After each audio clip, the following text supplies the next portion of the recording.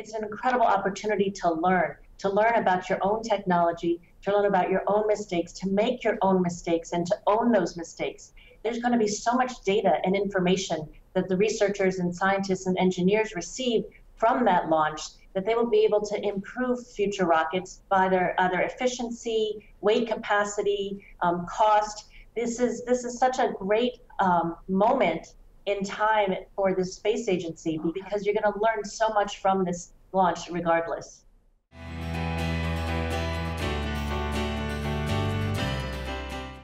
So it's so important to remember how important space is to our daily lives, right? Everything we do is somehow touched by space, whether it's on our phone, our GPS system, telecommunications, getting satellite data in order to know if a river is going to flood, what the river flow looks like.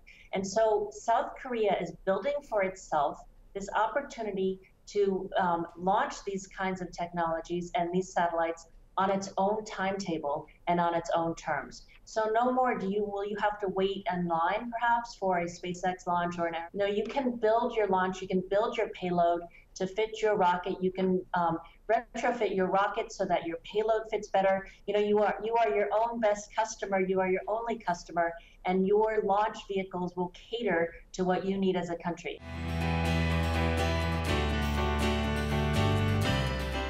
The government is talking about sharing this information and eventually privatizing this information. So it's such a smart move by South Korea because space is the future. And so what this signals is that you are building not just the capability to go to space, you are building a new economy based on space, which is the future. If we look around the world, we look at countries like Luxembourg and UAE. They are transitioning Luxembourg from finance to a space economy, UAE from oil to a space economy. Because we know that everything, whether it's asteroid mining or space solar power, getting energy from space and reducing our energy costs, space imaging data, the possibilities of what space has to offer are as endless and universal and infinite as space itself.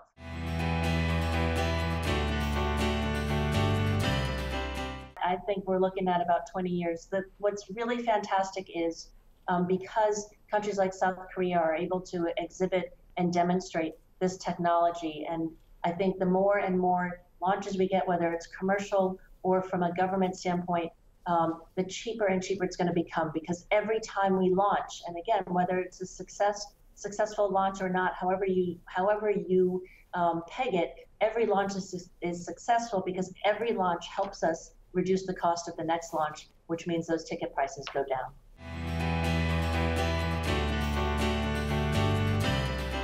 South Korea is a member of the Artemis Accords. It has signed those accords with the United States, and so that is a big boost in terms of helping South Korea get to the moon, because we're talking about transparency, we're talking about standardization, we're talking about collaborations where we don't have to reinvent things from one mission to the other.